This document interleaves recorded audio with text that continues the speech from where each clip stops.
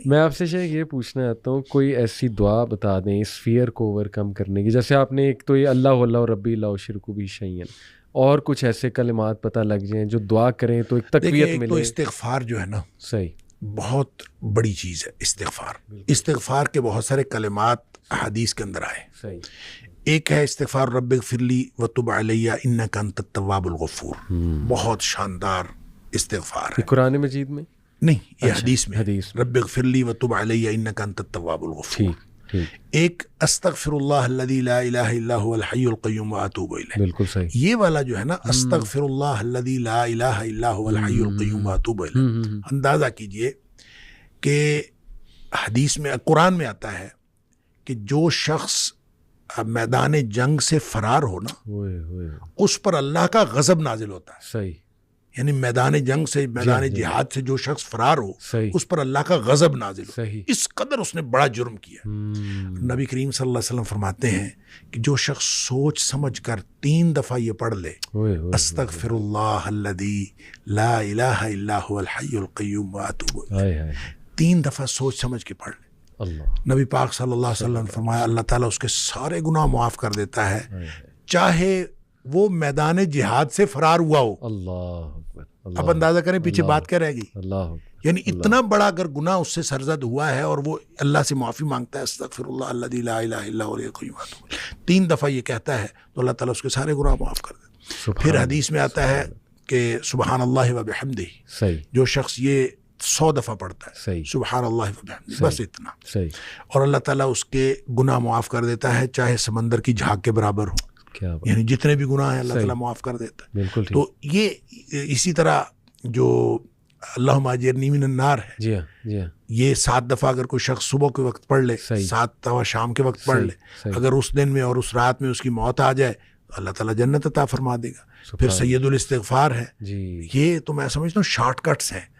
تو سید الاستغفار 1 دفعہ پڑھ لے اللہم انت ربی لا الہ الا انت خلقتنی وانا عبدک وانا، تو یہ 7 دفعہ، یہ 1 دفعہ پڑھ لے.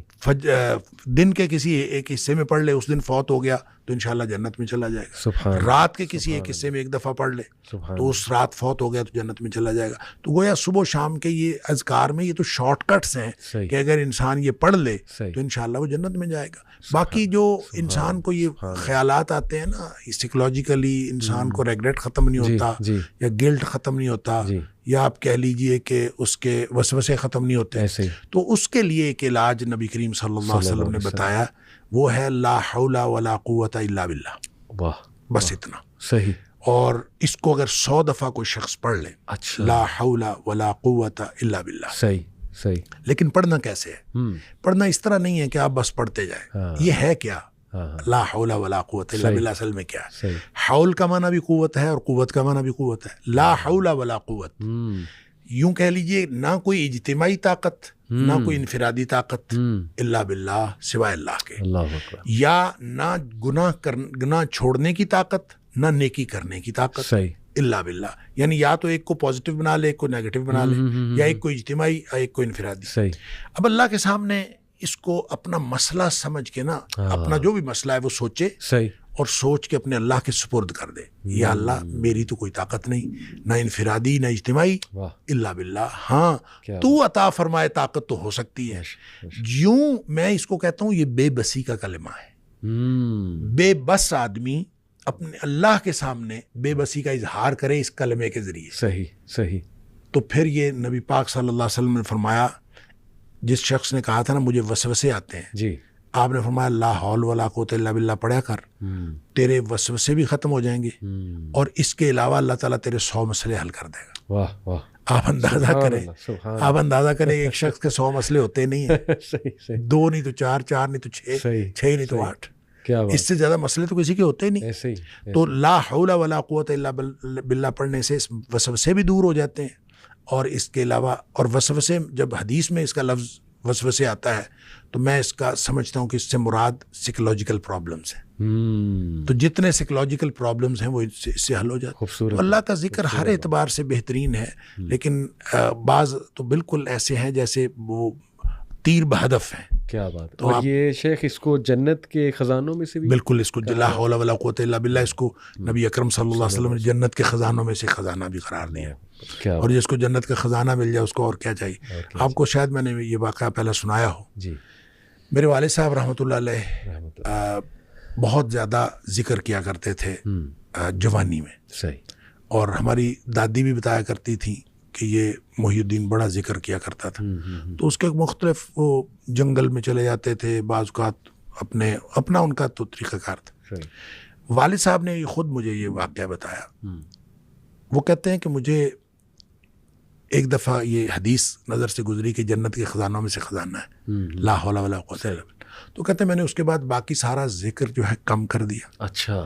تو سب سے زیادہ اسی کو پڑھا لا حول ولا قوت الا باللہ. کہتے ہیں میں نے یہ سوچا کہ جس کو جنت کا خزانہ مل جائے اس کو اور کیا چاہیے. تو کہتے ہیں میں نے صبح و شام کثرت کے ساتھ لا حول ولا قوت الا باللہ بس یہی پڑھا. اصل میں یہ بات والد صاحب نے مجھے اس سوال کے جواب میں بتائی تھی کہ والد صاحب نے کبھی بھی دنیاوی طور پر کوئی کاروبار کوئی جاب نہیں کی. اچھا. نہ کوئی کاروبار کیا صحیح نہ کوئی جاب کی. صحیح صحیح. 16 بہن بھائی ہم تھے جن کو پالا ہے انہوں نے. تو میں نے ایک دفعہ ان سے پوچھا تھا کہ ابا جی آپ کو کبھی زندگی میں کاروبار کرنے کا خیال نہیں آیا. ان کا آیا تھا. ان کا کاروبار کا خیال آیا تھا جوانی میں. پھر انہوں نے یہ واقعہ بتایا. ان کا جب یہ میں لا حول ولا قوت الا باللہ بہت زیادہ پڑھتا اس سے پہلے کہتے ہیں میں سوچا کرتا تھا کہ میں کوئی کاروبار کر لوں. تجارت کہتے ہیں مجھے بہت پسند تھی. اس لیے بھی پسند تھی کہ نبی پاک صلی اللہ علیہ وسلم کو تجارت پسند تھی اور اس لیے بھی کہ نبی پاک صلی اللہ علیہ وسلم فرمایا اس میں بہت زیادہ برکت ہے.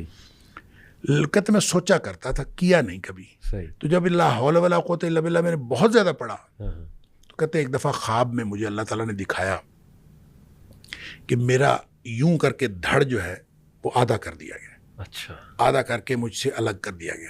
اچھا. اور میرا آدھا دھڑ الگ ہو گیا لیکن میں باقی کا پھر بھی مکمل ہوں. یعنی وہ آدھا دھڑ الگ کر دیا گیا ہے اور میں پھر بھی مکمل ہوں. اور مجھے خواب میں ہی بتایا گیا یہ سمجھایا گیا کہ تیری دنیا ہم نے تجھ سے الگ کر دی ہے. جنت مانگتے تھے نا اللہ تو ہم نے تجھ سے تمہاری دنیا الگ کر دی ہے.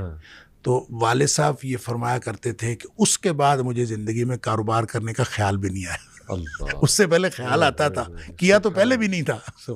اس سے پہلے خیال آتا تھا اس کے بعد کبھی کاروبار کرنے کا خیال بھی نہیں آیا. کیا بات ہے. یہ کاش کی باتیں ہمیں سمجھ لگ جائیں. میں بس ایک اور چھوٹا سا واقعہ آپ ہی کی اس بات سے یاد آ گیا. خالد بن ولید رضی اللہ تعالیٰ عنہ آئی تھنک یہ جو رومیوں کے خلاف جنگ تھی اس میں وہ اکیلے ہی نکل جایا کرتے تھے اور یہ ان کی عادت تھی اکثر پیٹرولنگ کرنے.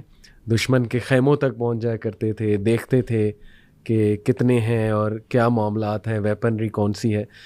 تو صحابہ نے انہیں منع بھی فرمایا کہ آپ جو ہے ہمارے کمانڈر ہیں آپ اکیلے اس طرح نکل جایا کرتے ہیں. تو انہوں نے اس موقع پہ ایک بات کی کہ کیا تم نے حدیث نہیں سنی اللہ کے نبی صلی اللہ علیہ وسلم نے فرمایا کہ وہ انسان جو اللہ کا ذکر کرتا ہے اور جو نہیں کرتا اس کی مثال زندہ اور مردے کی. انہوں نے کہا یہ سارے مردہ ہیں میں زندہ ہوں میں تو اس لیے وہاں پہنچ گیا. شیخ یہ اگر ہمارا بلیف بلڈ ہو جائے ذکر پہ ایمان کی بات اور یہ ایمان ہمارا بلڈ ہو جائے تو میرا خیال سارے مسئلے حل ہیں. اور بس اختتام یہاں پہ کرتے ہیں شیخ جو آپ نے وہ بدو کی بات بتائی کہ کیا اس کا گمان تھا اللہ رب العالمین کے بارے میں کہ اس نے کہا کہ یا رسول اللہ میرا حساب کون لے گا. تو اللہ کے نبی نے کہا اللہ لے گا. تو وہ جمپے مارتا ہوا گیا. اس نے کہا بس پھر تو میں بخشا گیا. سبحان اللہ. شیخ اللہ آپ کو بہت خوش رکھے. اللہ آپ سے راضی ہو. آپ کا یہ اللہ تعالیٰ ہم سب کو مضبوط ایمان نصیب فرمائے. آمین آمین آمین. آپ کی سوچ ہے یہ آپ کی باتیں انشاءاللہ مجھے امید ہے لاکھوں نوجوانوں کے لیے امید بنے گی مسلمانوں کے لیے امید بنے گی انشاءاللہ ہم سب کے لیے امید بنے گی. اللہ تعالیٰ ہمیں بھی عمل کی توفیق. آمین آمین. اللہ ہم سے قبول کرے. بہت شکریہ. السلام علیکم ورحمۃ اللہ.